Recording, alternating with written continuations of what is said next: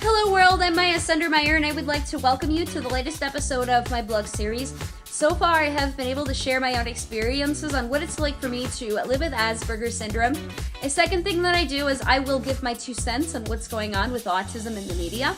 A third area entails giving tips and advice for those of you who are on the autism spectrum, as well as you parents and you grandparents and you aunts and uncles and you friends and you peers and you teachers and other professionals, as well as those of you who don't understand what autism is.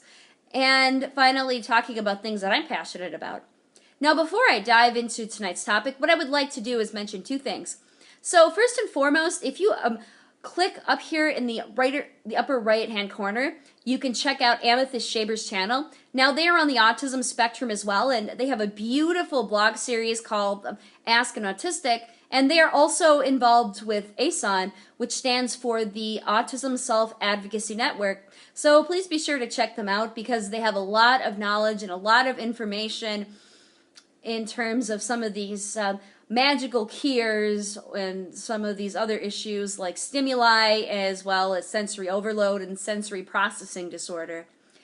And I'd also like to recommend that you guys check out my new video or my new written blogs on Wordpress.com. And that's also Hello World with Miyah as well. And what I'm doing right now is writing a scholarly blog about autism and the response to losing a pet or losing a favorite animal. So please be sure to check that out very soon. Now, what I would like to do is give my 2 cents on what's going on with autism in the media and also mention an observation that I made. And for those of you who are on the spectrum that are watching this, I do not want you guys getting upset or freaking out. I am not trying to glorify any organizations, but I think something needs to be said. So first and foremost, you guys most recently saw that I did a blog on curing autism and what I really think about that. Well, now I would like to mention my experiences with some of these autism walks. So once a year in downtown Atlanta, Autism Speaks hosts a walk. So I've been going to a couple of those walks in leeway to the line of work that I've been doing at the Center for Leadership and Disability, as well as making networks there and helping people become more familiar with the Autism Plan for Georgia. And I also had a chance to do some observations of these autism walks because I think there's some things that need to be changed.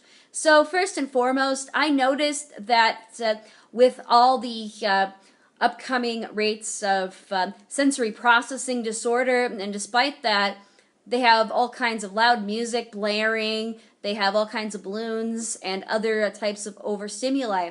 And if that isn't enough, they had a sensory tent with walls that were netted that were quite thin, and I could hear the music coming right through. And I don't think that would help anybody on the autism spectrum whatsoever unless they had noise-canceling headphones.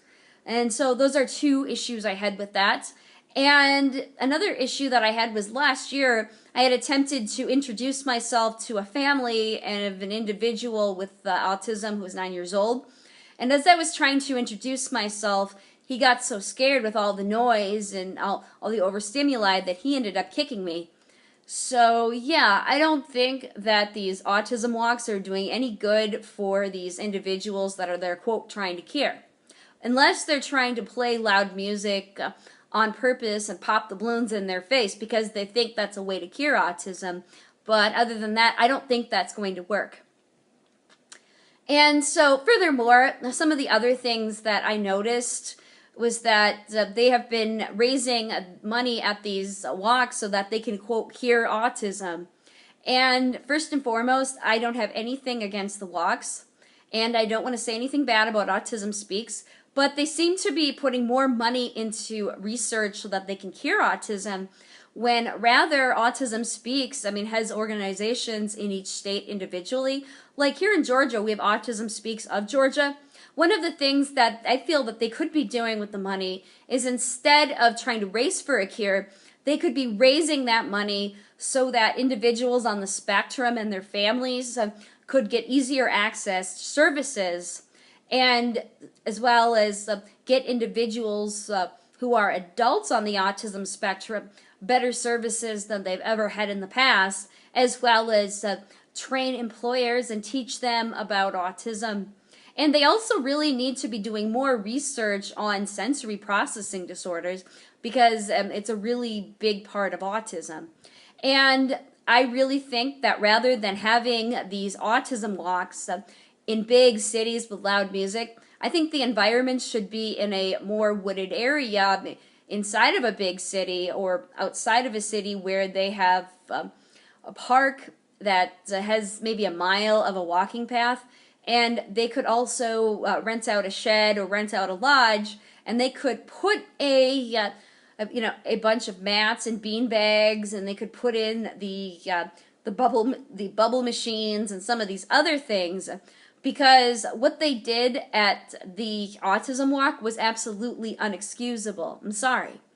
And again, I think that's really critical. Now, I think, too, if they want to have their resource fairs, they could have them up there as well. Rather, again, than raising the money for curing autism, I think things should be run a little bit differently. So that's the main problem I'm having. And then I've also been reading Dr. Temple Grandin's book, The Autistic Mind, or The Autistic Brain, Helping Different Types of Minds Succeed. And one of the things that I'm reading about right now is the lack of research in sensory processing disorders. And Temple and I was very shocked when I read that. But it all makes sense that Autism Speaks doesn't seem to have as much empathy for people with sensory processing disorders, because they're more interested in trying to raise money for a cure. Well, guess what? Autism is not fatal. It's not like cancer. I mean, yes, it's lifelong, but I think autism teaches you patience, and I'm sorry, but we don't live in a perfect world, and I'm sorry if we don't fit into the perfect society. So, anyway, I'm out of time. Once again, please be sure to right-click or click up in the right-hand corner of Amethyst Shaver's work. And also, do not forget to subscribe to my channel and comment below and share this on Twitter and on Facebook and any other type of social media. Until next time, I'm Miyah Sundermeyer, and I'm signing off.